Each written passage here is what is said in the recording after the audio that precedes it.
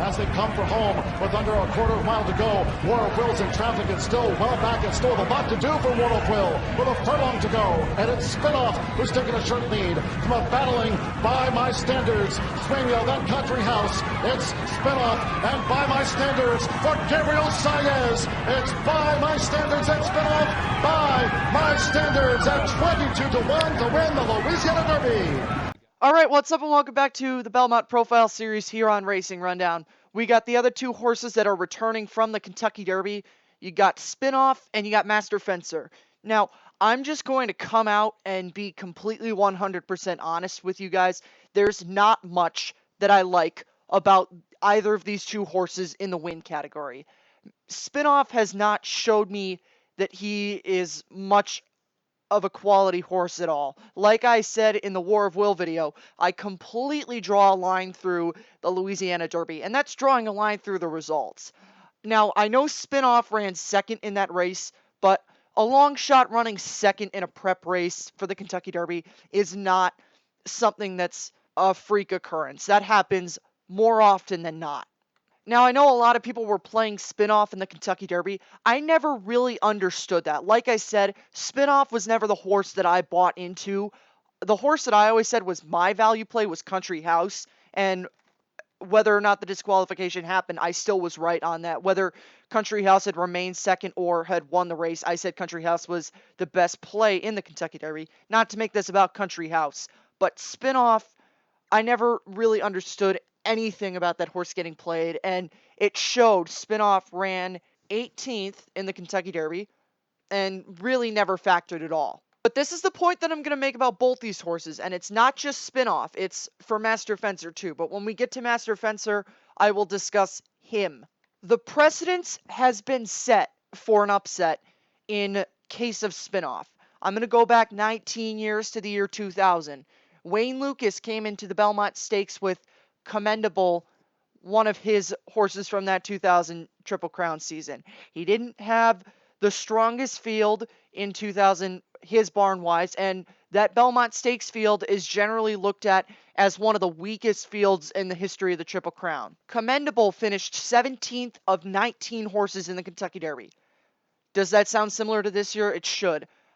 Spinoff was 18th of 19 runners in this year's Kentucky Derby, and both horses came into the Belmont Stakes as very big long shots. Now, the other thing about them is both of them have Hall of Fame trainers. Commendable had Wayne Lukas. Spinoff has Todd Pletcher.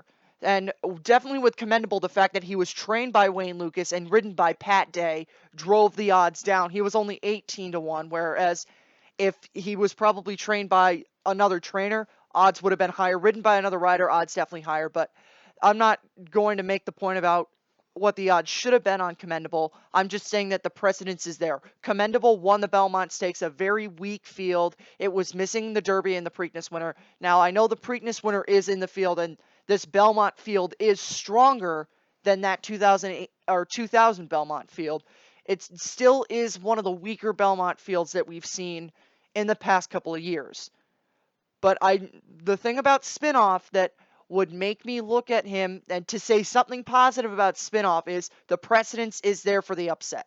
But to be completely honest about Spinoff, there's not much that I like about him other than the fact that the precedence is there for the upset.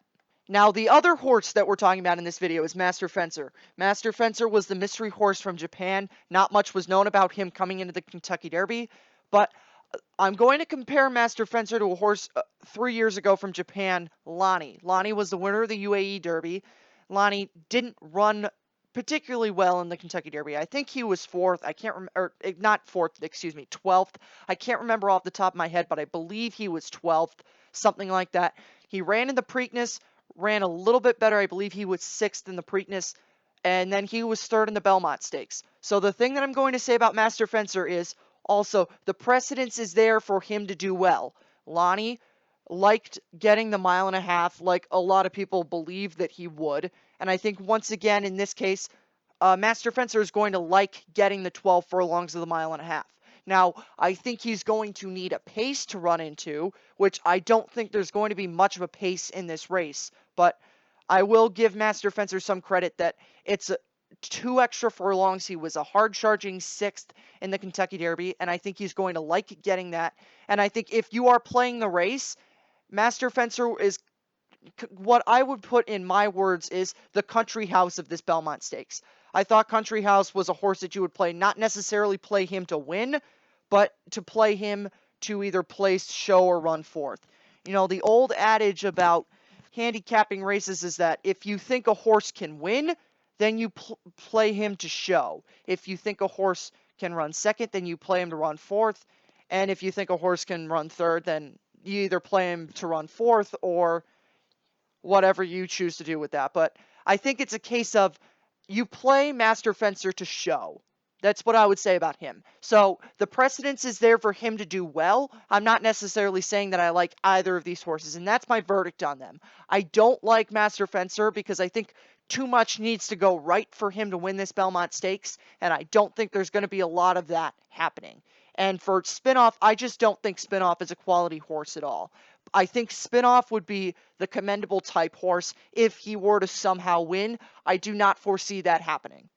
So that's it for this episode of the Belmont Profile Series. If you want more from Racing Rundown, like I say all the time, you can follow us on Twitter at Rundown Racing. That's where you can get live, up-to-date opinions from me.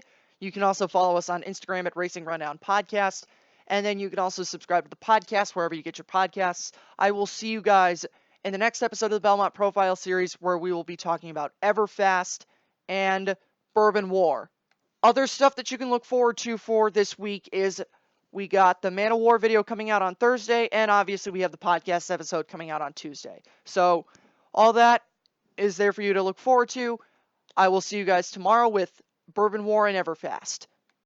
Inside to challenge for the lead. Country House on the outside battles on 2. War of Will is also there. And down toward the inside, Maximum Security is boxing on 2. And Probable down the center of the track. There's 1 furlong to go. It's Maximum Security digging down deep. Country House continues to close on the outside. But Maximum Security at the peak of perfection in the Kentucky Derby wins by 2. Country House was second. Code of Honor was there in the photo for third with